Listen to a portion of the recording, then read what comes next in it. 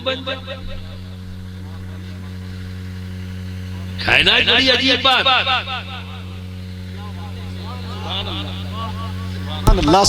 क्यों कहा जा रहा है? क्योंकि अभी तो तुमने कलमा पढ़ लिया है, जिसको मखदूम सिमना ने फरमाया कि एक तौहीद की किस्में बयान फरमाई, उस तौहीद में एक कहा तौहीद इल्म। आपने जान लिया, किसी को भी नहीं पता है भाई मुसलमान कैसे बनेगा, कलमा पढ़ लो, इल्म हो गया, कलमा पढ़ लिया, तौहीद इल्मी है। आप समझ रहे? एक तौहीद रस्मी हो गया। अम्मा अब्बा मुसलमान तो बेटवा मुसलमान, पता नहीं जिंदगी में कलमा पढ़ो किस किराए पड़ी। आप समझ रहे? तो तौहीद की किस्में इसी वजह से मखदूम सिमना ने बयान फरमाई। तो बरादरान इस्लामिया, कामयाबी के लिए जरूरी है कल्ब का साफ होना, और जब कल्ब साफ हो जाता है जिंदगी का अंदाज बदल जाता है, जिंदगी का तरीका बदल जाता है, देखने का तरीका, सुनने का तरीका, अमल करने का तरीका सब बदल जाता है जब कल्ब साफ हो। बरादरान मिल्लत इस्लामिया, भैया कभी क्या स्टेज पे चलते हुए लोगों को नहीं देखा? कभी नहीं देखा? है मेरी कौम, जब जिस चीज की जरूरत हो उसी को ले लो। जब तुम्हें कुछ समझाया जाता है तो तुम्हारा दिमाग, तुम्हारी फिक्र कहीं और होती है, और उसके बाद फिर रोना रोते हो, ड्रामा करते हो, हम बहुत मजलूम है, हमारे साथ तासुब हो रहा है। कोई नहीं कर रहा है, तुम खुद अपने साथ कर रहे हो। हमारे साथ जुल्म हो रहा है, ड्रामा बंद करो। तुम्हारे साथ कोई ड्रामा जुल्म नहीं कर सकता, कोई तुम्हारे साथ जुल्म नहीं कर सकता। अगर जुल्म हो रहा है तो तुम खुद अपनी जात के साथ जुल्म कर रहे हो। तुम पर कौन जुल्म करेगा? तुमसे ज्यादा कौन तुम्हारी जात पर जुल्म करता है? अब इस वक्त हमें बात बताई जा रही है, तुम ये देख रहे हो कि स्टेज पे कौन आया। ये जुल्म नहीं तो और क्या है? तो अपने साथ जुल्म मत करो। ये उलमा ने और इस मदरसे ने ये स्टेज इसीलिए सजाया, तमाम उलमा इसीलिए आए कि तुम अपने साथ जुल्म न कर सको। अपनी जात पर जुल्म करने के बजाय तुम अपनी जात पर रहम करना सीख लो। तुम दूसरों पर क्या रहम करोगे? सबसे पहली जरूरत है कि अपनी जात के साथ तुम रहम करना। तुम किसी के जुल्म की क्या जिक्र करोगे? तुम्हें कब हक हासिल है कि तुम ये कह सको कि मेरे साथ फलां ने जुल्म किया है? पहले तुम जुल्म करना छोड़ो अपनी जात के साथ। खुद तो सुबह से लेकर शाम तक अपनी जात के साथ जुल्म कर रहे हो, और दूसरा अगर एक लफ्ज बोल दे तो लगे चिल्लाने, फलां जालिम है मेरे साथ जुल्म कर रहा है, मेरे साथ जुल्म कर रहा है। और तुम जो कर रहे हो उसका क्या? उसका क्या होगा? जवाब हम तलब करेंगे तुमसे।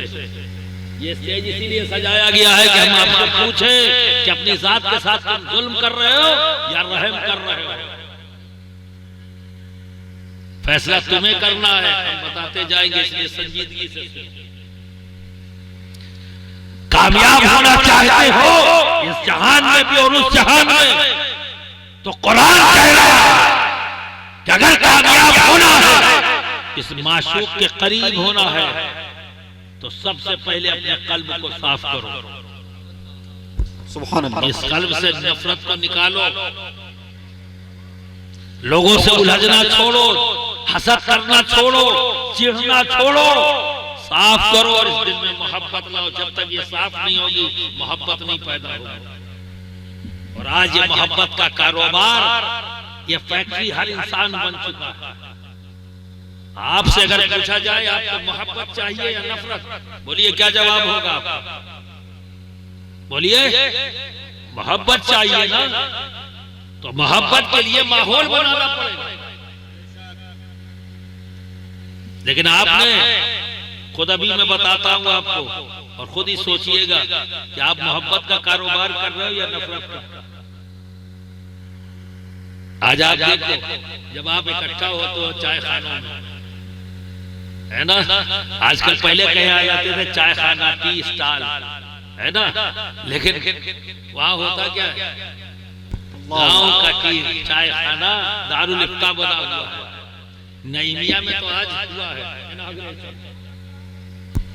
नारे तकबीर, नारे रिसालत, गाज़िये मिल्लत हजरत अल्लामा गुलाम रसूल बलियावी रहबर आज़म कॉन्फ्रेंस जश्न दस्तार बंदी जामिया इस्लामिया नईमिया सोनबरसा, हुजूर कायदे मिल्लत हुजूर आले रसूल।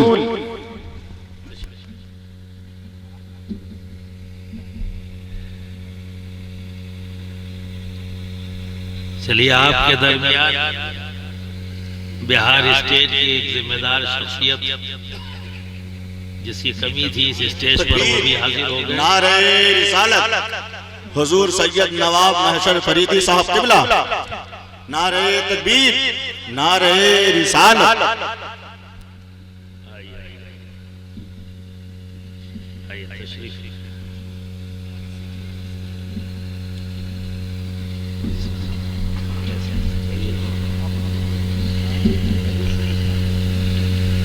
दुरूद शरीफ पढ़ लें, सल्लल्लाहु अलैहि व सल्लल्लाहु अलैहि वसल्लम, सलातु व सलाम अलैका या रसूलल्लाह या हबीबल्लाह या।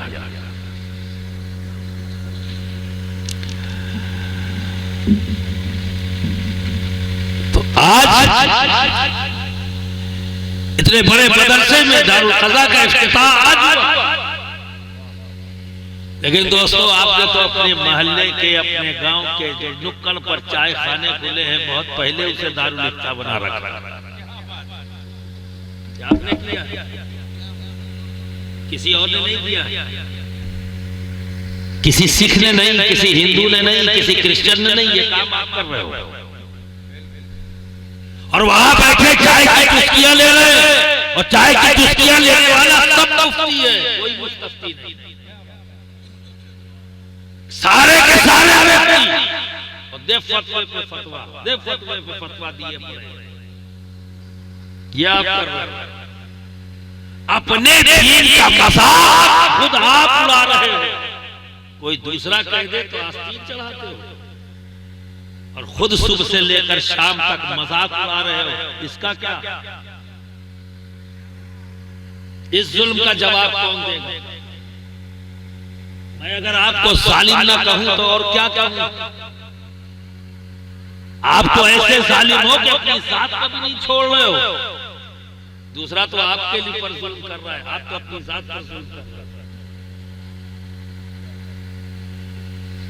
बचना है, अगर इन दुनियावी आफतों से अगर बचना है,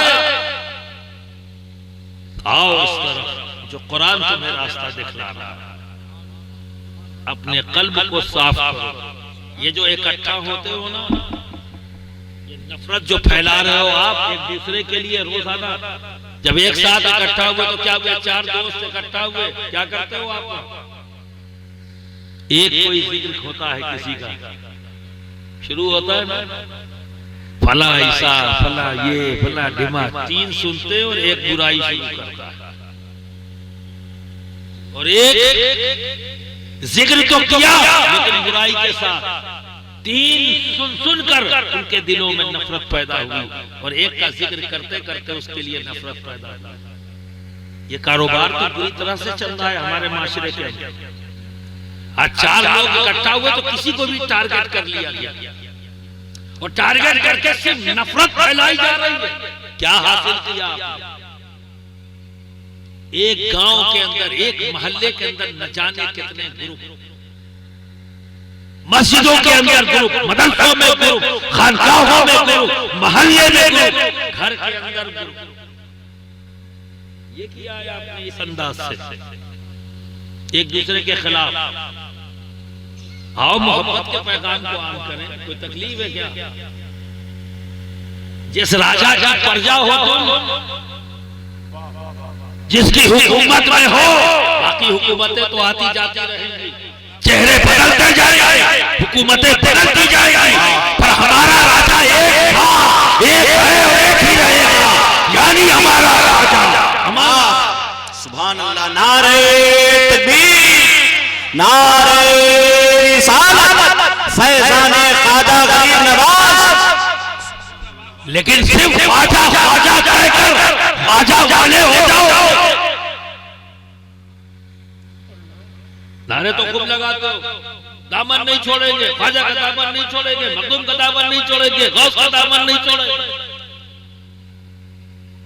क्या दामन से मुराद निकाली आपने? अगर फकत कपड़ा है तो फाड़ डालोगे तुम भाई, तो फट जाएगा अगर दामन यही है। तो गौस का दामन, ख्वाजा का दामन, मखदूम का दामन, ये कुछ और नहीं है, शरीयत मोहम्मदी है। इसे सुभान अल्लाह, सुभान अल्लाह, सुभान अल्लाह, माशाअल्लाह। तो जब ये नारा लगा तो तुमसे पूछता हूँ, पकड़ा भी है? छोड़ने की बात तो दूर की है, पहले पकड़ो तो। पकड़ा नहीं, नारे लगा रहे नहीं छोड़ेंगे, नहीं छोड़ेंगे, नहीं छोड़ेंगे। क्यों जुल्म कर रहे हो? उसी ख्वाजा ने पैगाम तो कुछ और दिया, तुम नफरत फैला रहे हो, पर तुम्हारे राजा ने तुम्हें क्या हुक्म दिया? क्या पैगाम दिया? नफरत किसी से नहीं, मोहब्बत सबके लिए।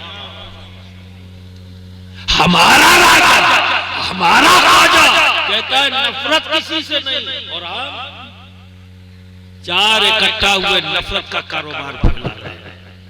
तो दोस्तों देखो, हर इंसान में अच्छाइयां और बुराइयां होती हैं, कोई मुकम्मल नहीं है, खताएं सबसे होंगी, ये बशरी तकाजा है दोस्त। हम कमजोर और नातवा बंदे हैं अल्लाह के, हमसे खताएं होंगी, इसलिए तो रब ने हमारे तौबा का दरवाजा खोला है। वो अलीम व खबीर जिसने हमें बनाया जानता है कि हम कमजोर हैं, तभी तो खोल दिया दरवाजा। लेकिन इस खुले हुए दरवाजे में इतनी कम लोग, गुनाह पे गुनाह हो रहे, कभी तौबा भी होगी? कितनी बार हुई सुबह से लेकर शाम तक, कितनी बार अपनी खताओं का एहसास हुआ? बस आपके पास एक ही चीज है, हमारे साथ बहुत तासुब हो रहा है, हमारे साथ हुकूमतें जुल्म कर रही हैं, हमारे खिलाफ साजिशें कर रही हैं, तो तुम क्या कर रहे हो? खाली बोलोगे, करोगे कुछ नहीं। यही वजह है कि आज के दिन में एक नई डेफिनेशन आ गई, हम सुन्नी हैं। अच्छा, कौन वाले सुन्नियों का? सिर्फ सुनता है, करता कुछ नहीं, इसलिए हम सुन्नी हैं। हम सुन्नी हैं किस लिए? क्योंकि हम सिर्फ सुनते हैं, करते कुछ नहीं। यही है आज के दिन में हमारा स्टेटस। देखो दोस्तों, तुमको बड़ा अजीब लगेगा कि यार ये ऐसी बातें नहीं कर रहे जिसमें हमें नारा लगाने का मौका मिले। नहीं करूंगा, क्योंकि आप बीमार हो, गफलत का बुखार आप पर है, गफलत का बुखार। बरादरान मिल्लत इस्लामिया, जब गफलत का बुखार है तो दवा की जरूरत है। मुझे आपको दवा देनी है, मैं दवा दूंगा, पर ये नहीं सोचूंगा कि दवा कड़वी है या मीठी। मेरा काम है दवा देना, ये देखना नहीं कि मीठी दूं कि कड़वी। मेरा काम है आपके ऊपर से गफलत का बुखार उतारना। तो बरादरान मिल्लत इस्लामिया, हर इंसान में कमियां होती हैं, लेकिन जब तुम आपस में इकट्ठा हो, अगर अपने किसी दोस्त को याद करो, उसका जिक्र करो, जरूरी है कि उसकी खामियों के साथ उसका जिक्र करो। क्या तुमने पूरी जिंदगी में उसके अंदर अच्छाइयां नहीं देखी? ऐ काश कि तुम इस अंदाज में उसका जिक्र करो, जो उसके अंदर अच्छाइयां देखी थी उसका जिक्र करो। मेरे दोस्त में ये अच्छाई है, उस शख्स में ये अच्छाई है, उस शख्स में ये अच्छाई है। एक बोलेगा, चार सुनेंगे, सुनते सुनते उस शख्स के लिए उसके दिल में मोहब्बत पैदा हो जाएगी, क्योंकि अच्छाइयां, और बोलते बोलते तुम्हारे दिल में उसके लिए मोहब्बत पैदा हो जाएगी। अगर ये हर फर्द ने अपनी जिम्मेदारी बना ली तो उम्मीद करता हूं कि सोन वर्षा के ये पहला गांव शायद बन जाए हिंदुस्तान का, जहां के हर घर से ये आवाज आए, नफरत किसी से नहीं, मोहब्बत सबके लिए है। और दोस्त ये तभी मुमकिन है जब कल्ब साफ हो, इसको कोशिश करो। और जब कल्ब साफ हो जाता है तो बंदे की जिंदगी का अंदाज बदल जाता है। देखो सुल्तानुल आरफीन, जिन्हें आसमानों में फरिश्ते सुल्तानुल आरफीन के नाम से जानते हैं, और हम जमीन वाले जिन्हें बायजीद के नाम से जानते हैं। दोस्तों, उनसे किसी शख्स ने पूछा, क्या बायजीद ये बताओ तुम्हारी दाढ़ी अच्छी है या मेरे बैल की दूध?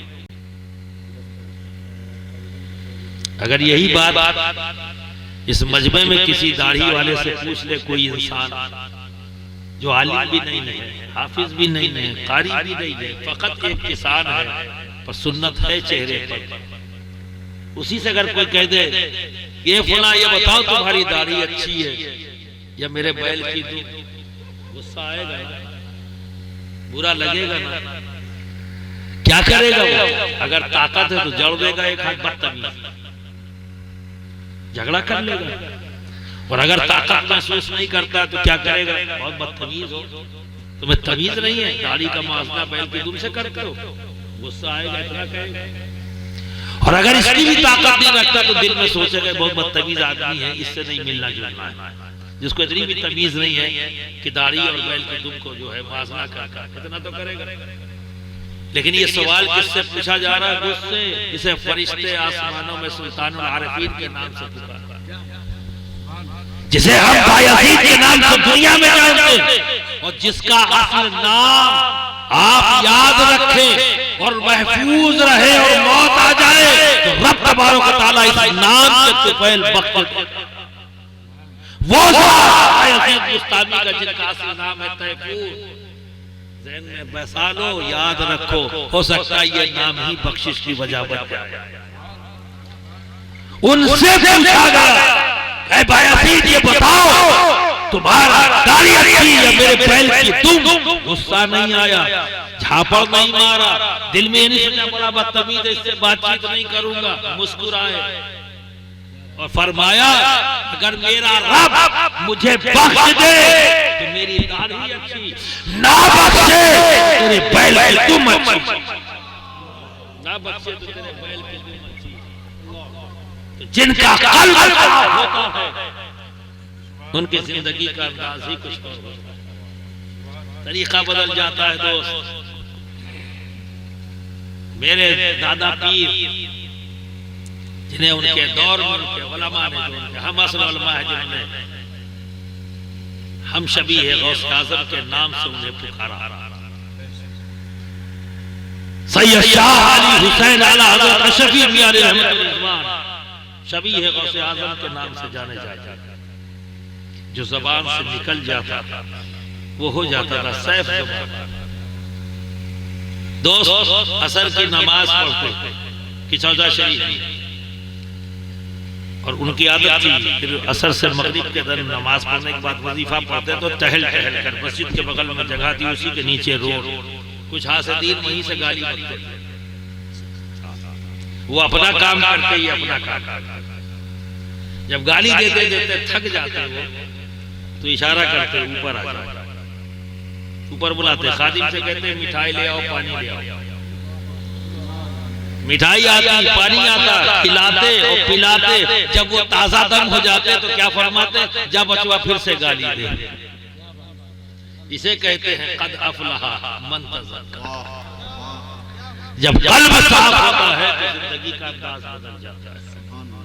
और दोस्त, जब कल्ब साफ होगा तो जिक्र का अंदाज बदलेगा। जैसा मैंने कहा ना कि फिर अच्छाइयां नजर आती है, बुराइयां नहीं दिखती। हमारे हर इंसान की जिंदगी में इतनी अच्छाइयां होती हैं कि हमें जरूरत नहीं है कि उसकी बुराइयों को देखें, कोई जरूरत नहीं। अगर हम उसकी अच्छाइयों का जिक्र करते रहे तो सुनने वालों के दिलों में भी उसकी मोहब्बत पैदा होगी और सुनाने वाले के दिल में भी मोहब्बत पैदा होगी। ये कारोबार अच्छा है, मोहब्बत फैलाने का कारोबार करो, नफरत फैलाने का।